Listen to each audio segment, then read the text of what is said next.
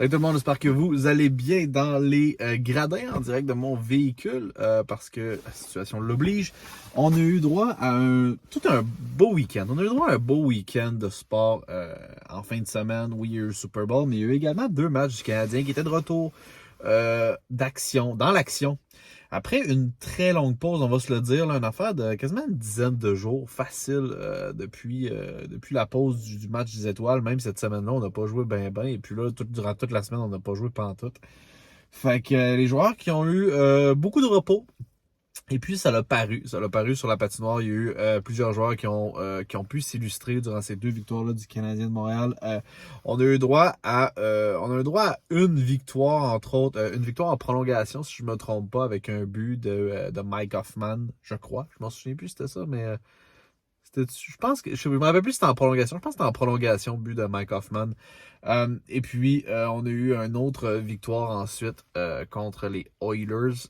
Ça a été un match qui, somme toute, a été décevant du côté des Oilers. Je pense qu'on s'attendait à plus que ça, surtout de Connor McDavid, qui lui joue probablement la plus belle saison de sa carrière en ce moment. Fait 1 point par match depuis quasiment 15-20 matchs. Puis il est sur une séquence où est-ce qu'il fait à peu près 2 points par match pratiquement là, en moyenne. Fait que c'est une saison tout simplement extraordinaire de Connor McDavid qui a été blanchi contre le Canadien de Montréal. Ben oui, sans Philippe Danault. C'est à ne pas comprendre qu'est-ce qui se passe avec Connor McDavid quand il affronte le Canadien. Il y a vraiment de la misère. C'est vraiment spécial. Fait que oui, les Canadiens qui, sur une possibilité de 4 points depuis son retour, font 4 points, ce qui est quand même assez surprenant. Je vous dirais que les joueurs, dans l'ensemble, ça a été un bon effort collectif, mais vraiment, les grandes lignes, qu'est-ce qu'il y a à retenir de ces 2 matchs-là? Je pense que la première grande ligne, c'est Raphaël Harvey-Pinard qui continue à jouer de l'excellent hockey. Il marque des buts importants pour la formation. Lui, il joue carrément pour sa gueule. Il joue pour son poste pour qu'il puisse rester dans l'alignement pour l'année prochaine. Si on est capable d'y trouver un beau rôle. Je ne sais pas s'il va être capable de remplir un rôle plus offensif que ce qu'on s'entendait à lui depuis qu'on l'a, en fait. Parce que, Raphaël Harvey-Pinard, on ne se cachera pas qu'il doit avoir une belle étiquette de bottom six. Genre, il doit sûrement se retrouver sur un 3 ou un 4e trio à moyen long terme avec une organisation de la Ligue nationale de hockey. Je pense qu'il est rendu à 24 ans. Potentiel, pas encore atteint, mais semi. Tu sais, quand tu es rendu dans ces âges-là, normalement, c'est plutôt rare que tu trouves des joueurs qui vont avoir une méga éclosion. Ça arrive, c'est le cas de Tage Thompson, entre autres. Mais bon, c'est sûr que Raphaël Harvey-Pinard n'a jamais eu énormément de chance non plus de se faire valoir, comme là, il a l'occasion de se faire valoir sur un premier trio avec Josh Anderson et Nick Suzuki. Ça, c'est sûr et certain. Mais faut pas prendre ça pour du cash. Un moment donné, il va falloir qu'il recommence à jouer dans le rôle qu'on va être bon pour lui donner, qui va probablement être beaucoup plus défensif. Et ça va être à lui de show off et de montrer sa valeur dans ce genre de scénario-là. Un peu comme on l'avait fait avec Kirby Dach quand on l'a fait jouer en début d'année avec Nick Suzuki et puis Cole Caulfield, allait chercher beaucoup de confiance. Et puis quand là, il a été capable de revenir au centre du 2 ou du 3e trio, il était capable de faire de l'excellent travail depuis ce temps-là.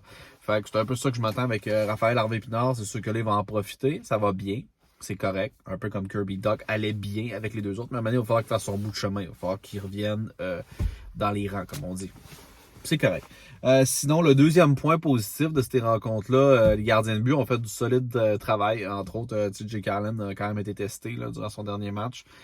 J'ai vraiment aimé le travail des gardiens de but. Puis ça, d'après moi, les gardiens de but vont être capables de peut-être faire la différence d'ici la fin de l'année. J'ai vu une nouvelle concernant Montembeault. Est-ce qu'il est blessé? Dis-moi dans l'espace commentaire. J'ai pas eu le temps de lire la news, mais il y avait une news par rapport à Jake Allen, pas Jake Allen, à Montembeault. Je pense qu'il est peut-être blessé, mais je suis vraiment pas certain. Peut-être que Caden Primo va peut-être garder les buts d'ici la fin de la saison également. Ça serait vraiment pas surprenant de voir ça. Alex Belzile, à 31 ans, qui marque son premier but dans la Ligue nationale de hockey avec le Canadien de Montréal. Fait que c'est vraiment, vraiment, vraiment super comme histoire, ça aussi. Alex Belzile qui a accumulé plusieurs passes depuis son retour, depuis son début, dans le fond, avec le Canadien, mais il a déjà joué genre l'année passée, les autres années d'avant. C'est un vieux routier, comme je l'ai dit, 31 ans, capitaine de son équipe à Laval. Le gars, il a une fiche de quelqu'un qui est déterminé à vouloir jouer dans la Ligue. J'espère qu'on va pouvoir le garder encore lui aussi jusqu'à la fin de la saison, ou pendant le plus longtemps qu'on va pouvoir. parce que c'est des joueurs d'énergie, ok? Belzile, Pezzetta aussi. Pezzetta a vraiment mis les bouchées doubles depuis que ces gars-là sont arrivés. Il y a une énergie qui est contagieuse. Certains seront contents, certains seront pas, parce que le Canadien remporte des matchs en ce moment, alors qu'on devrait plus tanker pour Connor Bedard. Mais bon, il n'y a personne qui veut tanker dans cette équipe-là, surtout pas Martin Saint-Louis. Et puis, ça fait des beaux matchs à voir. On a détruit la curse, la malédiction du chandail bleu poudre. Ça, c'était vraiment une excellente nouvelle également. Et puis, c'est quoi je voulais dire? Ouais, dans le fond, on a eu vraiment une grosse mauvaise nouvelle à part de Montembeault qui serait peut-être blessé. Arbor Xhekaj qui, lui, s'est blessé vraiment pas au bon moment. J'ai détesté ce combat-là. Il drop les gants à 3-0, je pense, contre les Oilers. Vraiment une mauvaise décision de Arbor Xhekaj. Blessé à l'épaule, je pense, durant le combat. C'est étiré, disloqué une épaule, je sais pas trop. Mais ça regardait vraiment pas bien. Lui aussi va rater quand même plusieurs semaines probablement d'activité. J'ai pas vu non plus le rapport à savoir c'est quoi les dégâts qui ont été faits par rapport à Arbor Xhekaj, mais ça sera pas beau. Puis lui, depuis le début de la saison, on le dit, ça arrive, faut se le dire, ça arrive pas tant souvent qu'il droppe pas les gants au bon moment. Tu sais, je pense que ils sont surtout mieux placés que nous autres pour savoir c'est quel le meilleur moment pour dropper les gants, mais vraiment, ça c'était un moment pathétique là, de dropper les gants quand tu mènes 3-0 chez vous contre les Oilers. C'était pas une bonne idée. C'était pas une bonne idée.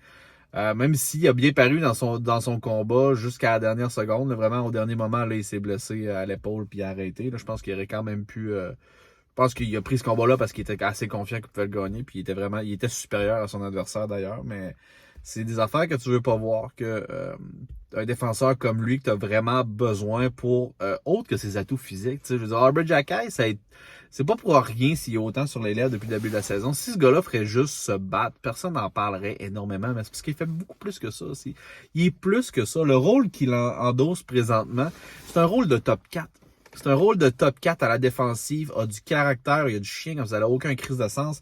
Je pense que c'est le leader pour les buts, en plus, du côté de la défensive. Donc, il y a un rôle offensif en plus de ça.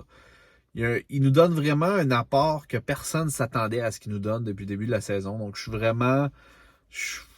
C'était un combat frustrant, puis c'est une blessure frustrante que Arbor Xhekaj vient chercher parce que c'était juste pas nécessaire. C'est juste pas nécessaire. Une autre bonne nouvelle, j'aime le regain d'énergie que Nick Suzuki a. Je pense que la pause du match des étoiles, il a fait du bien. Je pense qu'il a compté un but aussi dans ces matchs-là. Il a aussi fait des points, il a fait des passes.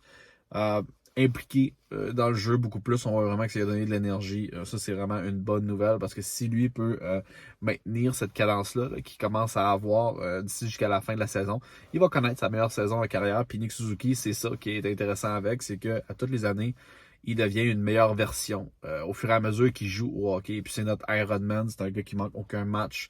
Fait que si ce serait pas surprenant que Nick Suzuki bat son record de points cette année. Ça serait vraiment pas surprenant. Sinon, j'essaie de regarder pour des bonnes nouvelles là, dans ma tête, vite fait. Des bonnes, des mauvaises. J'en ai pas d'autres vraiment, guys. Je vous dirais que c'est pas mal ça. Ça faisait un petit bout de temps qu'on n'avait pas parlé des matchs du Canadien. Ça faisait tellement longtemps qu'on n'avait pas eu. Fait que c'est sûr que ça fait du bien. Ça fait du bien d'avoir un petit peu de hockey. J'étais content, même si c'est pas le même club, hein, même si c'est pas le gros club qu'on a, puis tout. C'est quand même le fun de revoir du hockey un petit peu, puis il nous reste encore du bon hockey à jouer jusqu'à la fin de la saison. On va souhaiter pas trop de victoires parce que Connor Bedard, je pense qu'on va se le dire, c'est impossible qu'on va le chercher. Mais ce serait vraiment le fun d'aller chercher un top 5 pour bien finir l'année. Donc, on va souhaiter pas trop de victoires, mais des matchs enlevants.